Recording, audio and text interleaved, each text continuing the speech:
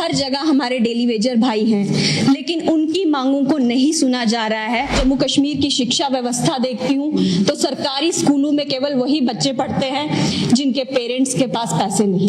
मैं जम्मू कश्मीर की सड़कों को देखती हूँ तो वो हालात बयां करते हैं कि जम्मू कश्मीर में हम क्या देख रहे हैं। शायद इतनी परिपक्व मैं नहीं हुई कि मैं भी सायरन बजा के निकल जाऊं और उनकी आवाजों को नजरअंदाज कर दूं। चाहे हमारे डेली वेजर भाई हों, चाहे हमारी आंगनवाड़ी वर्कर्स हों, जिनके बारे में ये कहा गया कि हम उनकी इज्जत करते हैं, हम उनका सम्मान करते हैं, लेकिन सिर्फ सम्मान से उनका पेट नहीं भरने वाला, उनकी सैलरी को बढ़ाया जाना चाहिए। मेहरबानी करके 6 महीने के बाद उनको किसी न किसी स्कूल में डिप्लॉय करें ताकि उनको पूरे साल का वेतन मिल सके। कश्मीर की शिक्षा व्यवस्था देखती हूँ तो सरकारी स्कूलों में केवल वही बच्चे पढ़ते हैं जिनके पेरेंट्स के पास पैसे नहीं।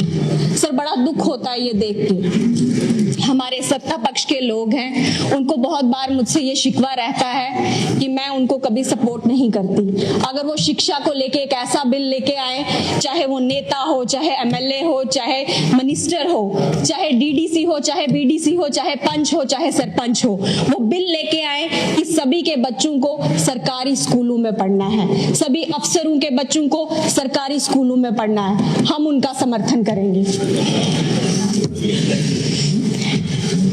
शायद जब मैं जम्मू कश्मीर की सड़कों को देखती हूँ तो वो हालात बयां करते हैं कि जम्मू कश्मीर में हम क्या देख रहे हैं। शायद इतनी परिपक्व मैं नहीं हुई कि मैं भी सायरन बजा के निकल जाऊं और उनकी आवाजों को नजरअंदाज कर दूं। खैर, ये जो भी है वो हमारी जिम्मेवारी है, चाहे एमटीएस के एम्प्लॉयज हों, चाहे हमारे डेली वेजर भाई हों, चाहे हमारी आंगनवाड़ी वर्कर्स हों, जिनके बारे में ये कहा गया कि हम उनकी इज्जत करते हैं, हम उनका सम्मान करते हैं, लेकिन सिर्फ सम्मान से उनका पेट नहीं भरने वाला, उनकी सैलरी को बढ़ाया जाना चाहिए। हमारे सीजनल टीचर्स जो हमारे गुज्जर भाइयों के बच्चों को पढ़ाते हैं, सर 6 महीने उनको तनख्वाह मिलती है और 6 महीने के बाद उनका कोई हिसाब नहीं होता। 6 महीने के बाद वो कैसे चलाते हैं इसको लेके कोई बात नहीं होती, कोई जिक्र नहीं किया जाता। मेहरबानी करके 6 महीने के बाद उनको किसी न किसी स्कूल में डिप्लॉय करें ताकि उनको पूरे साल का वेतन मिल सके। सर, हमारे स्टेट फॉरेस्ट कॉर्पोरेशन के एम्प्लॉयज जिनको ना तो 6th पे कमीशन मिला, ना 7th पे कमीशन मिला और ना ही उनकी पेंशन को लेके कोई रूल है, मेहरबानी करके कोई पॉलिसी फ्रेम आउट करें ताकि उन लोगों की जायज मांगों का भी कोई हिसाब हो सके। सर, हमारे दक्षिण एरिया में 54 स्कूल्स हैं और उनमें 2495 बच्चे इनरोल्ड हैं। क्योंकि मड़वा दक्षिण से काफी दूर है, इसीलिए मेहरबानी करके उनको एक सेपरेट एजुकेशन जोन दिया जाए ताकि उनकी सुविधा जो है वहीं पे आ रहे हैं। मैं ऑनरेबल मेंबर को कहना चाहूंगी, जब एजुकेशन डिपार्टमेंट के ग्रांट्स पे डिस्कशन हो रहा था उस दिन तो इन्होंने बोला नहीं। अब ये आज एजुकेशन डिपार्टमेंट के ग्रांट्स नहीं है, नए हेल्थ डिपार्टमेंट के ग्रांट्स है। ये आज मैं यहाँ जो भी बोलूं, एक सीएम साहब के अलावा और कोई सुनता ही नहीं है। चाहिए। उस दिन तो मुझे ये मिली, मेरी छोटी बहन, सर वो फाइनेंस मिनिस्टर बैठे हुए हैं, इसलिए उनको सुना रही हूं। लगा ही नहीं जो बोलने के लिए मुझे है यहाँ पे, वहाँ बहुत काम हो रहा है। सर, फाइनेंस मिनिस्टर भी वो हैं और वो यहाँ बैठे हैं और मुझे लगता है वो हमारी मांगों को सुनते हैं, इसलिए मैं कह रही हूँ। बाकी मिनिस्टर्स तो सुनते ही नहीं, इसलिए कहने का कोई फायदा ही नहीं है।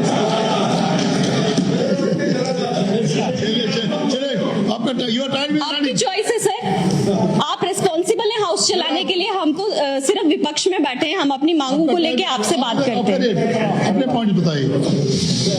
सर, जेकेएसएसबी का एग्जाम दिया हमारे बच्चों ने, लेकिन उनकी कोई सिलेक्शन लिस्ट जारी नहीं हो रही है। सर, वो आए दिन मुझे बाहर मिलते हैं और वो मांग करते हैं मेहरबानी करके हमारा सिलेक्शन लिस्ट निकलवाइए और हमारी ज्वाइनिंग करवाइए। सर, हर साल जेकेएस का एग्जाम होता है और हर साल बच्चे जो हैं एज रिलैक्सेशन की मांग करते हैं।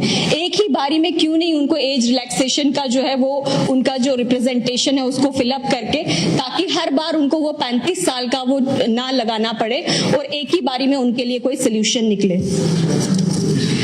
सर, अब बात मैं टूरिज्म पे लाऊंगी, क्योंकि किश्तवाड़ बहुत खूबसूरत इलाका है और टूरिज्म में हमेशा पिछड़ के रह गया। सर, हमारे सीएम साहब ने दुनिया भर का भ्रमण किया है, वो सब वजहें जानते हैं कि किस वजहों पे हम जम्मू कश्मीर में टूरिज्म का प्रमोशन करते हैं।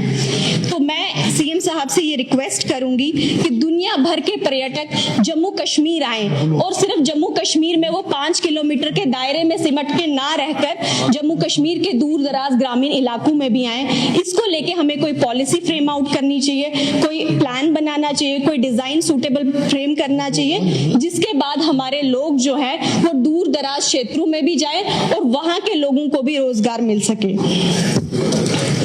सर, हमारे किश्तवाड़ को भगवान ने हर तरह की खूबसूरती से नवाजा है, चाहे प्राकृतिक सौंदर्य की बात हो, चाहे पहाड़ों की बात हो, चाहे खेत खलियानों की बात हो, चाहे जंगलों की बात हो।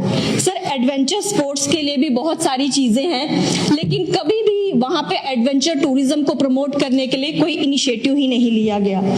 सर, वहां पे जंगल तो हैं पर स्काई रेल नहीं है, मंदिर हैं पर उनके लिए कोई विकास की सुविधा नहीं है, मंदिर के इतिहास को लेके कोई ऑडियो विजुअल्स नहीं है। सर, गाइड नहीं जो पर्यटकों को बता सके कि यहाँ का इतिहास क्या है। सर, हमारे जब प्रधानमंत्री जी लक्षद्वीप जाते हैं तो आपने देखा ही होगा उसके बाद वहां पे टूरिस्ट का कितना जमावड़ा आता है।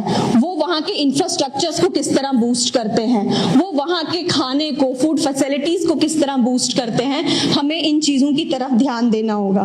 सर, मैं किश्तवाड़ के दक्षिण की बात करूं तो वहां पे एक बर्मा पीक है जहां 2 कुंड हैं, ब्रह्मसर और करालसर। सर, इनको भी टूरिज्म मैप पे लाया जाना चाहिए। सर, त्रिसंध्या माता की बात करूं, 3 बार मैं वहां गई, 3 बार वहां पे दिन में पानी आता है और ऐसा अद्भुत दृश्य होता है मानो ईश्वर का साक्षात आशीर्वाद वहां पे बरस रहा हो। सर, ऐसे खुले मैदान, उसमें पहाड़ियां और बीच में से पानी के झरने। सर, इतना अद्भुत नजारा जम्मू कश्मीर में और कहीं नहीं मिलेगा, लेकिन हमेशा इन इलाकों को नकारा गया, नजरअंदाज किया गया।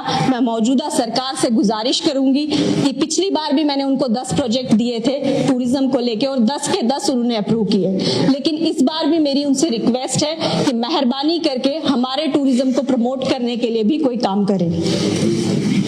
सर, जब मैं बिमलनाथ की खूबसूरती देखती हूँ तो गुलमर्ग को भूल जाती हूँ। हमने सिर्फ एक गुलमर्ग डेवलप किया और उसके अलावा भी जम्मू कश्मीर में बहुत सी जगहें हैं जिनको हम डेवलप कर सकते हैं। मेरी मौजूदा सरकार से गुजारिश है कि बिमलनाथ को ध्यान में रखते हुए वहां पे टूरिज्म मेला भी लगवाया जाए, वहां पे इंफ्रास्ट्रक्चर को भी बूस्ट किया जाए ताकि टूरिस्ट वहां पे आए। सर, जब मैं किश्तवाड़ के परेड ग्राउंड को देखती हूँ, बीच में सरसब्ज ग्राउंड है, चारों तरफ पहाड़ी वादियां हैं जो बर्फ से ढकी हुई हैं, लेकिन मुझे बड़ा दुख होता है कि वहां पे काम करने के लिए सफाई कर्मचारी नहीं है। मेहरबानी करके वहां 10 से 12 सफाई कर्मचारी जो हैं वो लगवाए जाए। और हमारे किश्तवाड़ में सफाई कर्मचारियों को अपने सैलरी नहीं मिल रही, गवर्नमेंट से गुजारिश है कि मेहरबानी करके उनकी सैलरी जो है वो रिलीज की जाए। सर, मैंने बहुत सी मांगे रखी और अंत में अपने शब्दों को विराम देने से पहले एक बात जरूर कहूंगी कि ये बातें सिर्फ सरकारी कागजों में नहीं रहनी चाहिए, ये आवंटन जमीनी सतह पर लागू हो तो क्या बात है, क्या बात है। धन्यवाद।